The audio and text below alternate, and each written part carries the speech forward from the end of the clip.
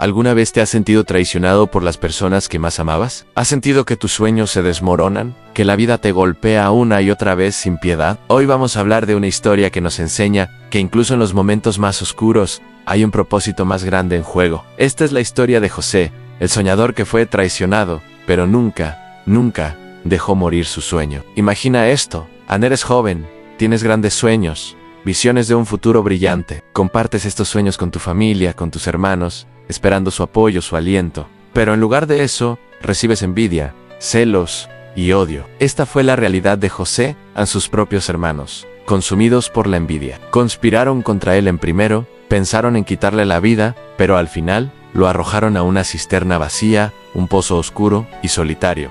¿Puedes sentir la desesperación? El eco de sus risas mientras se alejaban, el frío de la piedra, la oscuridad total. En ese pozo no solo estaba el cuerpo de José, sino también sus sueños rotos. La Biblia nos cuenta algo poderoso, una voz que susurra en medio del caos. Ellos lo arrojaron al pozo. Yo descendí con él incluso en el abismo más profundo, en la soledad más absoluta. José no estaba solo. Una presencia divina estaba con él, no para sacarlo inmediatamente, sino para acompañarlo en el proceso, para sostenerlo en la oscuridad. Pero la prueba de José apenas comenzaba. Sus hermanos, viéndolo como una mercancía, lo vendieron a unos mercaderes que se dirigían a Egipto. De ser el hijo amado, pasó a ser un esclavo. Imagina el viaje, encadenado, lejos de todo lo que conocía, vendido en un mercado como si fuera un animal. Su túnica de colores, símbolo del amor de su padre, ahora estaba manchada de sangre para engañar a Jacob y hacerle creer que una fiera lo había devorado. Lo vendieron, lo borraron de sus vidas,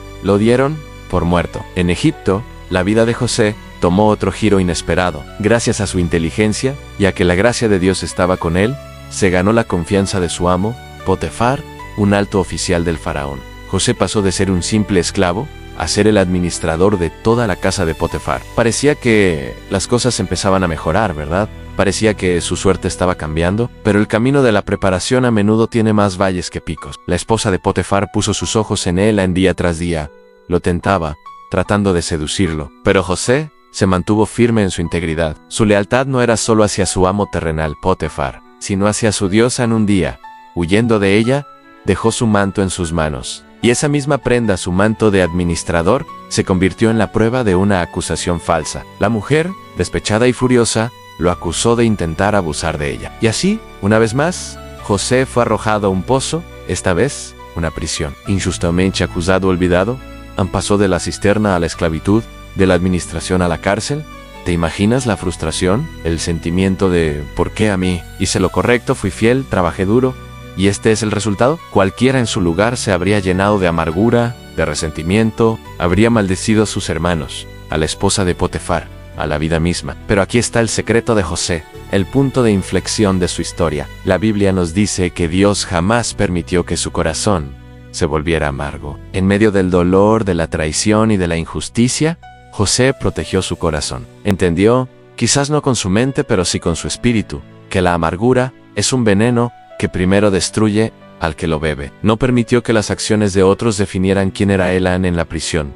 Una vez más, la gracia de Dios lo acompañó. Se ganó la confianza del carcelero y pronto estuvo a cargo de los demás prisioneros. Allí conoció a dos servidores del faraón, el copero y el panadero, quienes tuvieron sueños que los perturbaron. José, con el don que Dios le había dado, interpretó sus sueños. Al copero le predijo que sería restaurado a su puesto y le pidió un favor: cuando te vaya bien, por favor, acuérdate de mí y sácame de este lugar. Tal como José dijo, el copero fue liberado y restaurado en su posición. Pero en su alegría y comodidad, se olvidó de José 2 años más. 2 largos años en los que José permaneció en la cárcel, olvidado por aquel a quien había ayudado. Piensa en esa espera. La esperanza que se enciende y luego se apaga. Cada día, esperando una noticia que no llega. Sin embargo, lo que parecía una pérdida de tiempo, lo que parecía un olvido cruel, era en realidad una preparación divina. Cada etapa de su sufrimiento estaba forjando su carácter. El pozo le enseñó sobre la soledad y la dependencia total de Dios.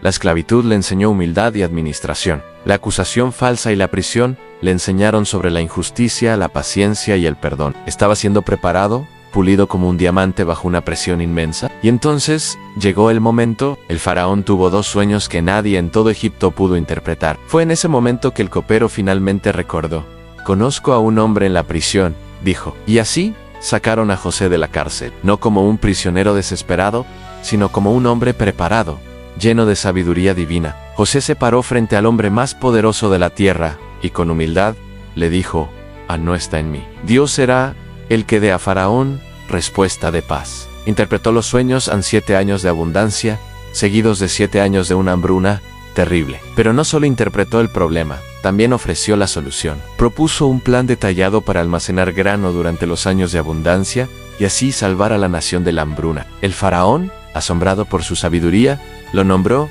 segundo al mando de todo Egipto. El esclavo se convirtió en gobernador. El prisionero se sentó junto al trono. El joven soñador ahora tenía el poder de cumplir un sueño mucho más grande, en salvar a naciones enteras.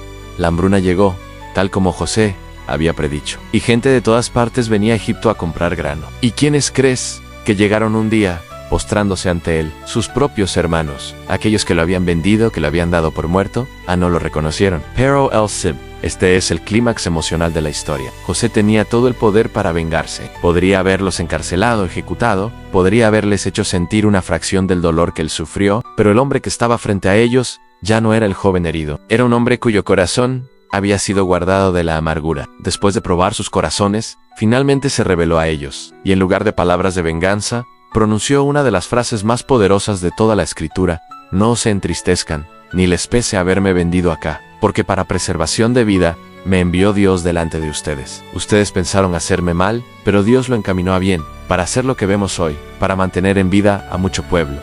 José entendió el propósito. Vio el panorama completo. Comprendió que cada lágrima, cada traición, cada día en prisión no fue en vano. Todo fue parte de un plan divino para colocarlo en la posición correcta, en el momento correcto, para salvar a su familia y a su pueblo. Lo que parecía una pérdida irreparable era en realidad una preparación indispensable. Esta historia nos deja una reflexión profunda y transformadora. Aun cuando no entiendes el proceso, confía en el propósito. Quizás hoy estás en tu propio pozo. Tal vez te sientes traicionado, olvidado, acusado injustamente. Quizás no entiendes por qué te están pasando ciertas cosas. Miras tu vida y solo ves piezas rotas, sueños destrozados. La historia de José te invita a levantar la mirada, te invita a proteger tu corazón de la amargura, porque la amargura te anclará al pasado y te impedirá ver el futuro que Dios tiene para ti. Te invita a confiar en que, aunque no lo veas ahora, hay un propósito más grande en juego. Cada desafío te está fortaleciendo.